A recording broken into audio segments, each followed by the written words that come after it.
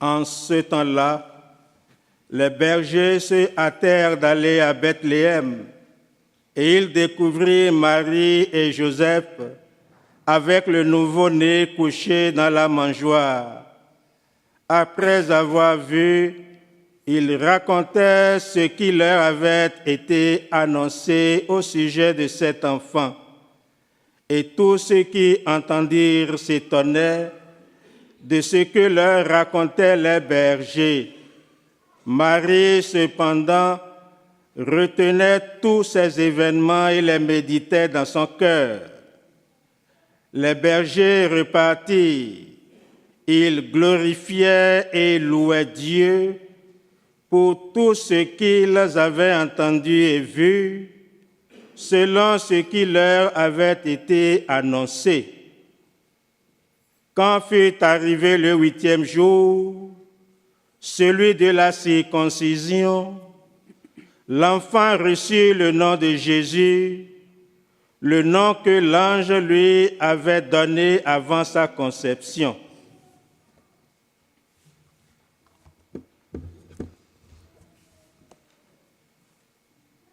Acclamons la parole de Dieu. Louange à toi, Seigneur Jésus.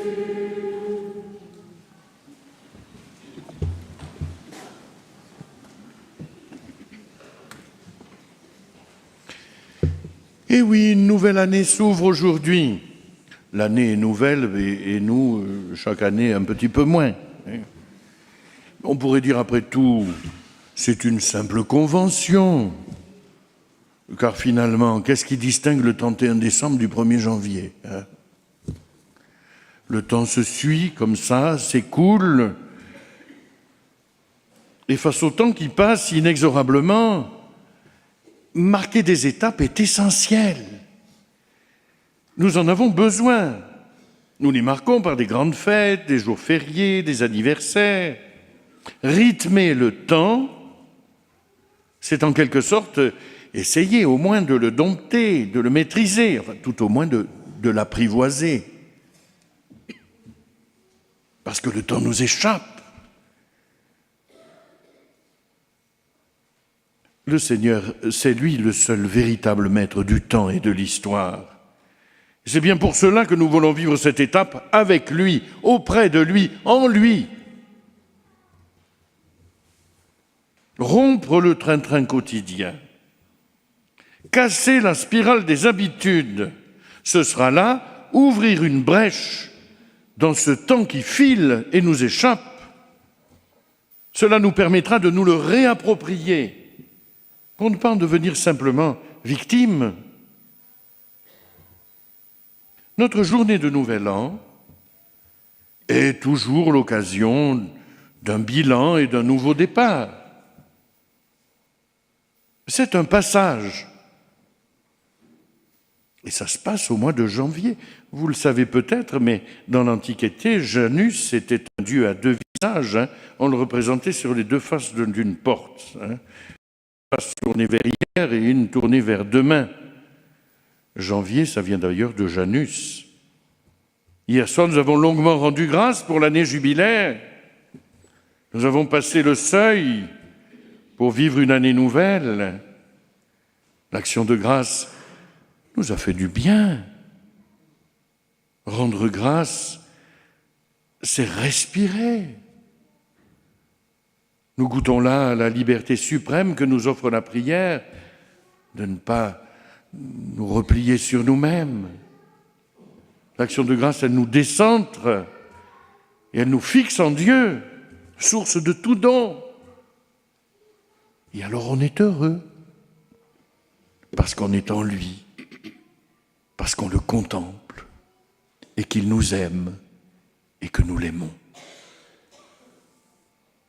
En ce jour, nous voulons nous livrer avec toute l'Église, au lendemain de l'action de grâce, nous livrer à la puissance créatrice et inspirante de l'Esprit Saint.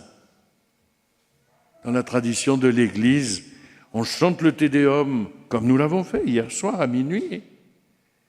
Et le 1er janvier, eh bien, on appelle l'Esprit Saint, on chante le Veni Creator, on appelle l'Esprit Créateur. L'année qui s'ouvre, eh bien, on ne sait pas ce que ça va être, hein. On est tous avec plein de points d'interrogation. Et le monde est dans l'inquiétude face à l'avenir. Nous sommes un monde qui s'imagine qu'on va tout maîtriser avec quelques algorithmes et puis des centres là, informatiques. Mais seulement, on ne sait pas. L'avenir nous échappe. Et le monde où nous vivons, qui aime bien tout calculer, mettre en statistique et en prévision, est bien impuissant devant tout cela. On ne sait pas de quoi demain sera fait. Les menaces planent sur l'avenir. Mes chers amis, l'élan de la foi et de l'amour vient chasser la crainte en ce jour. C'est notre force, chers amis. C'est notre force. La foi et l'amour qui nous habitent, l'esprit qui brûle en nous, chasse la crainte. S'il y a bien une chose de certaine, c'est que cet esprit-là habite déjà l'année à venir. Et c'est pour ça qu'on n'en a pas peur.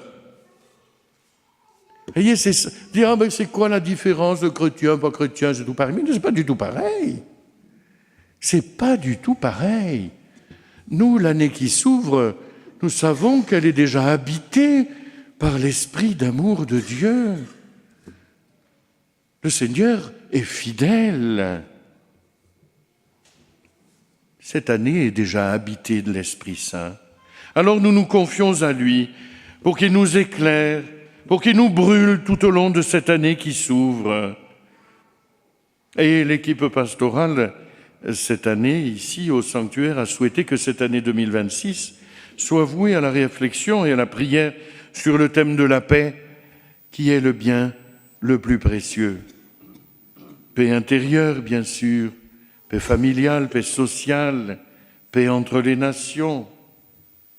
Et quel lieu plus adapté peut-on trouver à la prière pour la paix que notre beau sanctuaire de montagne? Ici, la Mère de Dieu est chez elle, reine de la paix.